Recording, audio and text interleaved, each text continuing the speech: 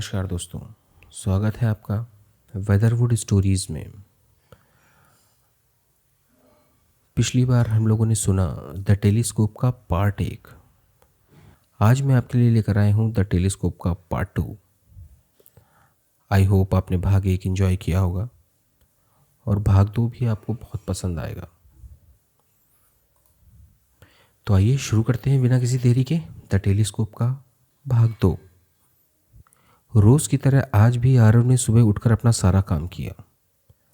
रात की आधी नींद और वो अजीब वाक्य से उसके सर में दर्द था। एक बार को तो मन में आया कि आज दफ्तर न जाए, पर यह सोचकर कि दिन भर घर में रहकर वो करेगा ही क्या, दफ्तर के लिए तैयार हो गया। शाम को जब लौटा तो दिवाकर ने पूरे घर को सजा दिया था। आरव ने बहुत ही आश्चर्य भरी नज़रों से देखा और बोला, अरे वाह काका, एकदम सुंदर बना दी हो तुम तो। दिवाकर ने दांत चियारते हुए कहा, और का दिवाली है, कोनो मजाक है का?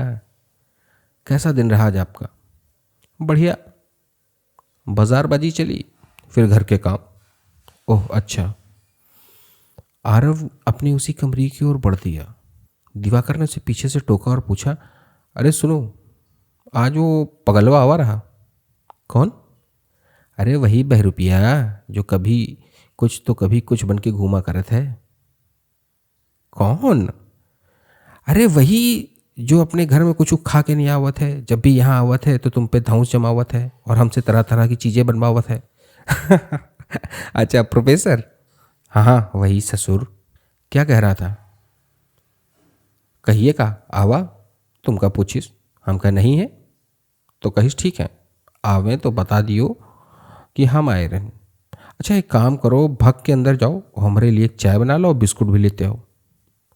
देखो भैया, तुम्हारे दोस्त हुई हैं पर हमका तनिको पसंद नहीं है।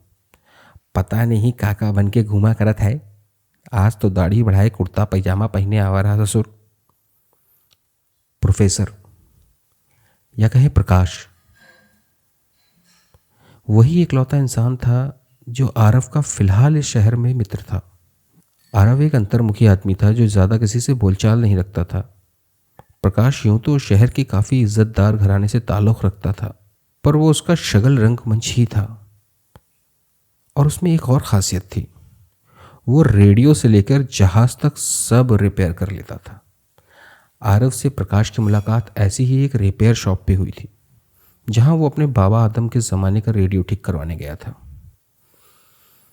आरव ने प्रोफेसर को फ़ोन करना ठीक नहीं समझा। सोचा कल छुट्टी है, मिलकर ही बात कर लेंगे, और उससे मिले हुए भी काफ़ी ज़माना हो गया है।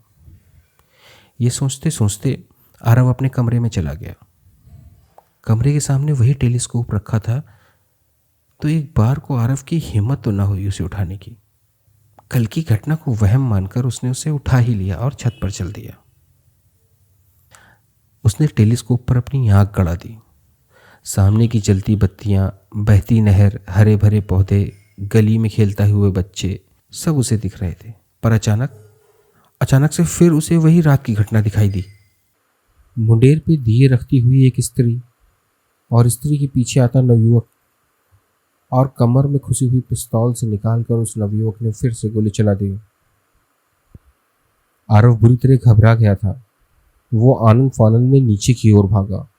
उसने कुछ दम भरा और प्रोफेसर को फोन लगाकर सारी बात बता दी। प्रोफेसर ने उसे फोन पर पूछा, तो अगर तू कहे तो मैं अभी आ जाऊं? रहने दे, सुबह मिलते हैं। ठीक है। रात किसी तरह कट गई।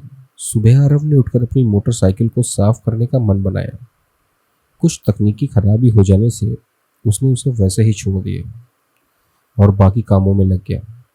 आधा दिन चढ़ाया था। आरव ने घड़ी पर नजर डाली। दोपहर के 2 बज चुके थे। प्रोफेसर का कोई अता पता नहीं।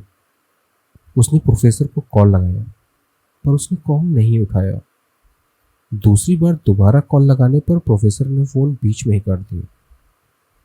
तो दोस्तों, ये था द टेलीस्कोप का दूसरा भाग। आपको कैसा लगा मुझे ज़रूर बताइएगा। शेष क्रमशः अगर आपको ये पार्ट पसंद आया हो तो अपने सुझाव मुझे कमेंट बॉक्स में ज़रूर बताएं। फिर मिलते हैं, तब तक के लिए नमस्कार।